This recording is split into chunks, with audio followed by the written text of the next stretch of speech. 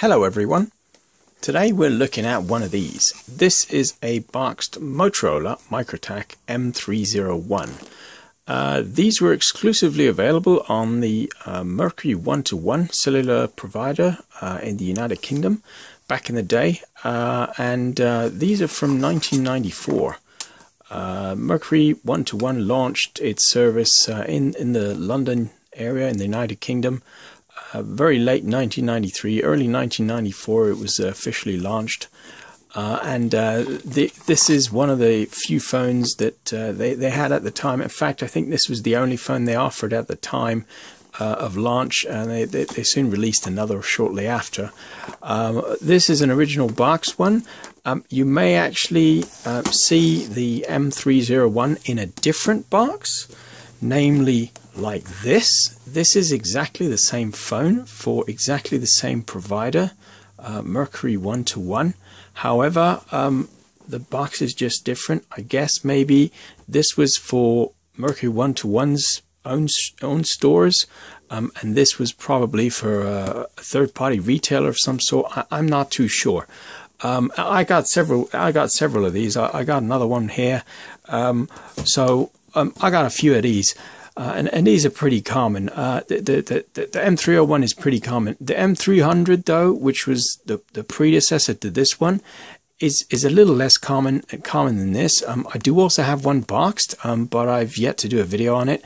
But the 300 was the very first cellular phone that operated on GSM 1800, which is what Mercury 1-to-1 launched their service with. That type of technology anyway. Nowadays, obviously, they have 3G as well, and 4G's coming up. So let's take a look inside one of these to sort of see what you got when you bought one of these back in the day. If I can get in the box, that is. There we go. So right off the bat, we can see you got a whole bunch of pamphlets. You got some sort of application form for insurance. You got a guide to some tariffs and whatnot. You got a nice little user guide for the phone. You got the original contract. Now, I can't show you too much about this because it has someone else's details on it. But this is the original paperwork together with the PIN that you got, which is what you used when you phoned customer services back in the day on the automated system. There's another guide there for tariffs and whatnot. So this is what the original service contract looked like from back in the day. You also got a service area map, or a coverage map as it was known.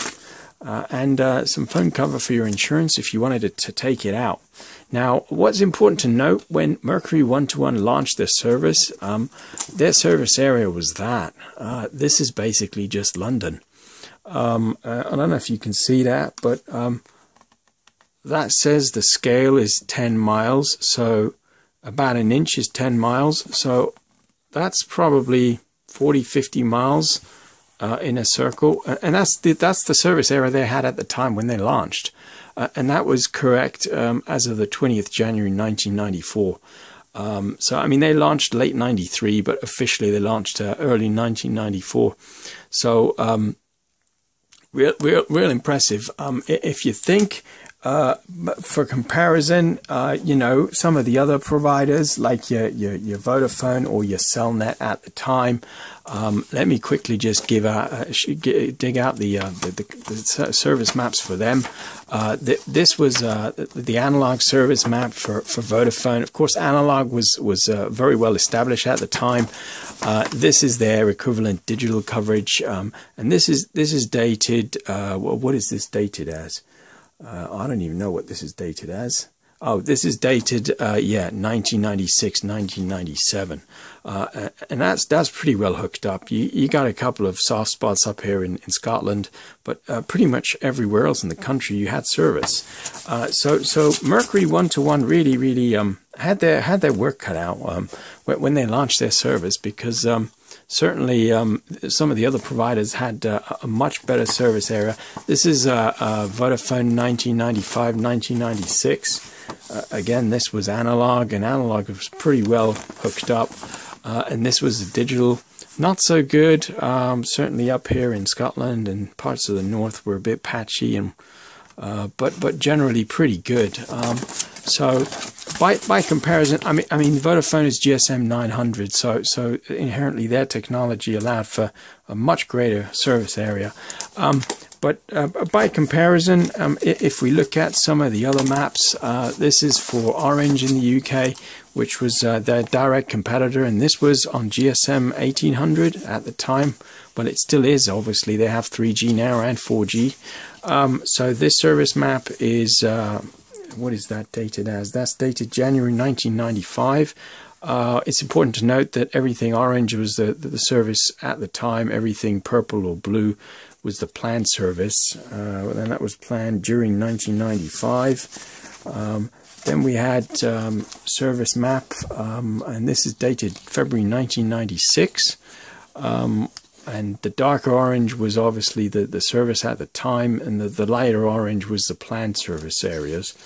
And then we had March 1996, slightly better.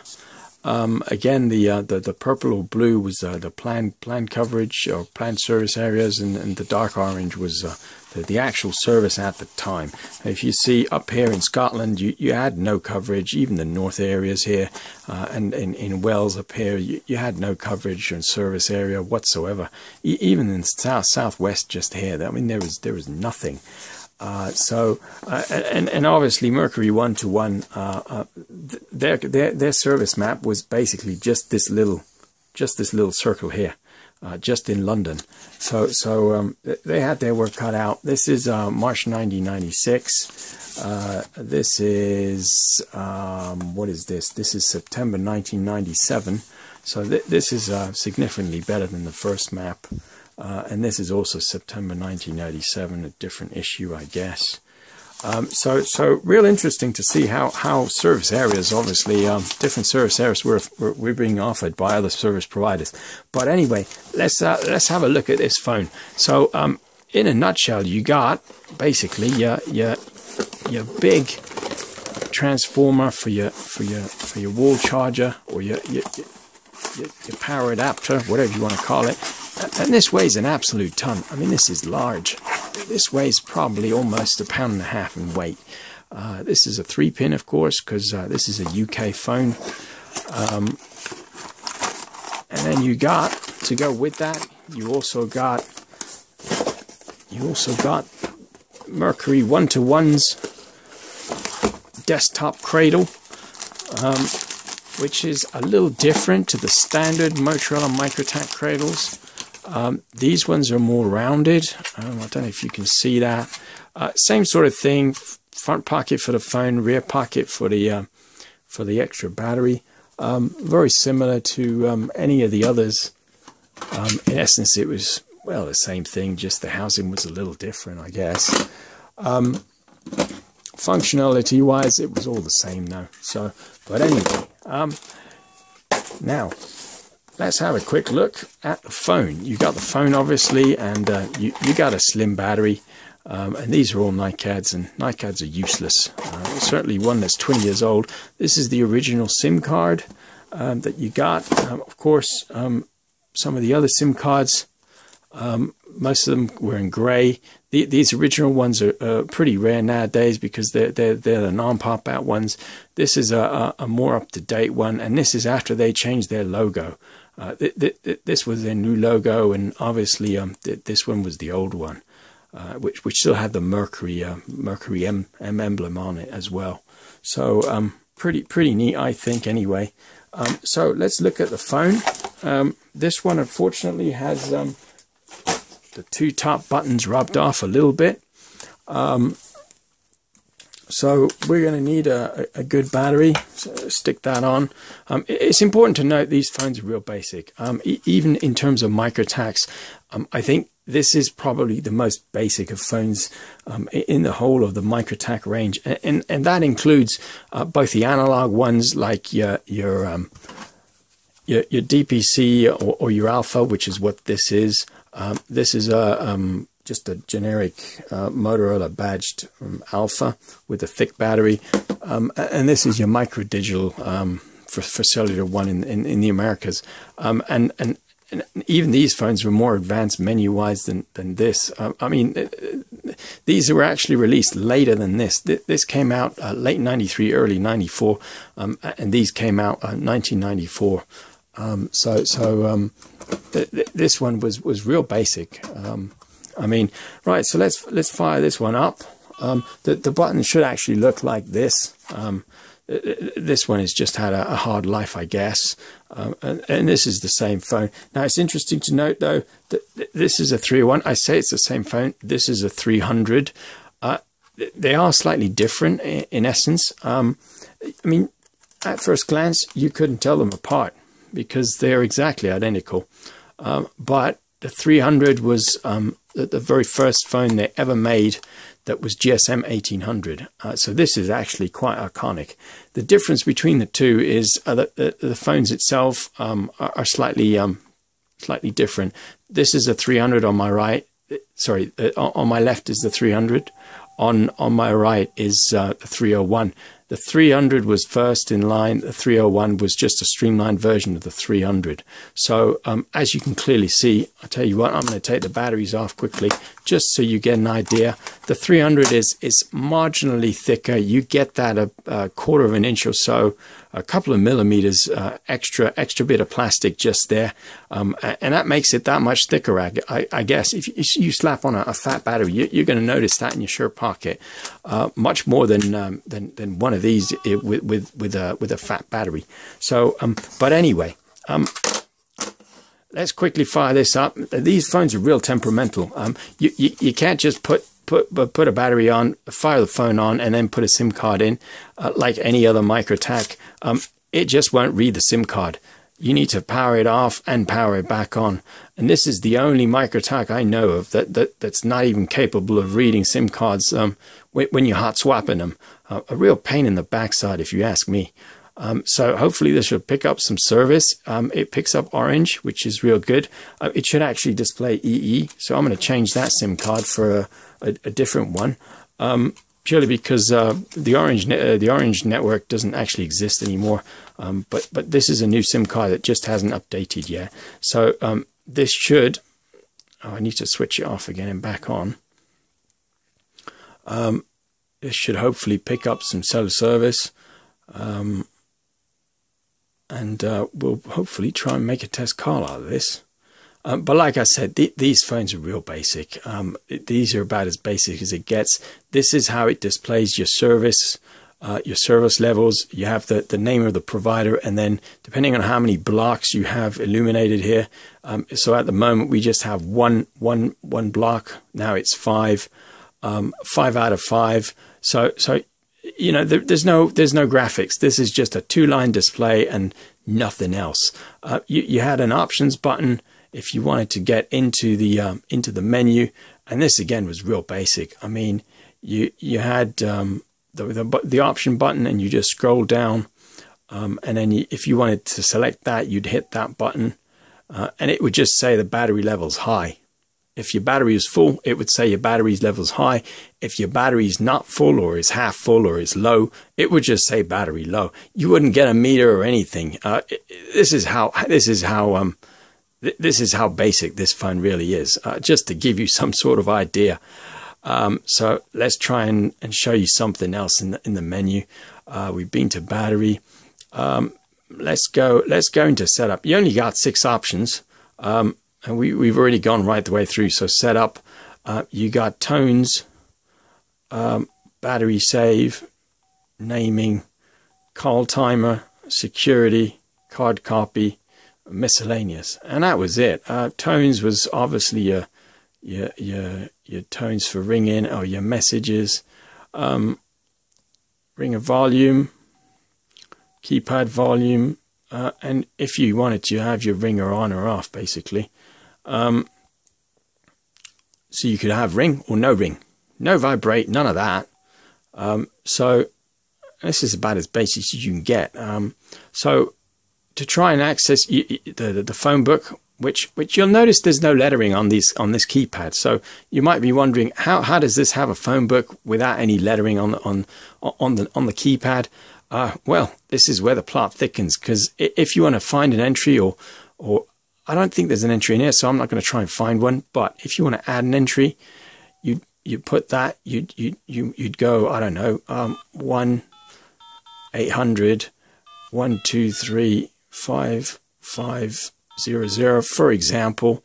You'd hit enter, and then you'd have to punch the name in. Now, at this point, you might be thinking, well, where are the letters? The letters are just on this one button here. So you'd have to go through the alphabet, letter by letter. So for each letter you wanted, you had to push this key, this button, numerous times. So and then when you had that, you then press the pound or hash to move on to the next one. And in fact, I wanted the V. I didn't even want the U. So you can see that this would have taken quite some time for you to program up all your names and numbers. In terms of I wanted to type vintage, but this might take a while. So y'all grab a beer or something while I put this in. In fact, don't bother. I'm going to be here all night at this rate. So, but you guys get the idea, hopefully. And you could edit, you could delete, and not much else. It let you display your number as well, which obviously for some reason it don't display. Check card. This is what I mean with these phones being quite temperamental. They're really buggy. Please wait. But so like I was saying, these phones are real basic. I mean, I'd given the choice between one of these and an Alpha, I'd probably pick the Alpha. And that's not because it's a nice vintage phone. It's just that these are real buggy. Even the 301, which is what this is, it has some real software bugs. The 300 was even worse than this. When I do the video for the 300, y'all are going to see that actually it's a really poor menu. But you know, at the time this was state of the art. You know, nobody had a better phone, and I guess people put up with the buggy software on these, and you know, because it made them, you know, it allowed them to make phone calls, and the service plan that these were launched with actually was a real deal breaker, because these guys offered free calls after 7 in the evening. After 7 p.m. you could make as many phone calls as you wanted up until the next morning. So that was unheard of from any of the other providers. So and that tariff was basically real popular, and that's why people didn't care about the crap phones. They just wanted the tariffs. And I know people that bought the tariffs off other people for a lot of money just to have the tariff. And of course, nowadays everybody gets free allowances with your service plan. It's just a given, you know. Unless you're on prepay, you know, any sort of cellular contract, you're going to get some sort of airtime bundled in with that. Back in the day, that was unheard of, and this phone stems from that kind of era.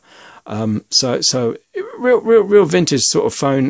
Like I said, it's 20 years old, so it's got the usual pull out again, which is just plastic. The antenna's in here, and I go into detail about that in my other videos. So let's quickly try and place a call, just by doing 453, just to check. I don't know if this will or will not do it. There you go. So at least you get an on-screen timer to tell you you're actually in a call. I don't know if y'all can hear that. But maybe not. I don't know. But starting to end, it would just press that key again. So that's all I have to say about this phone. Like I said, these are real basic. There's really not much else I can show you with these. But feel free to check out some of the other videos, particularly the MR1 or the PT9, which is the same as this, just for the German provider. And these came out about half a year after this, and these were a lot more refined than this one. But check out some of the other videos on how to unlock some of these, and also please share, like, and subscribe. So thanks for watching.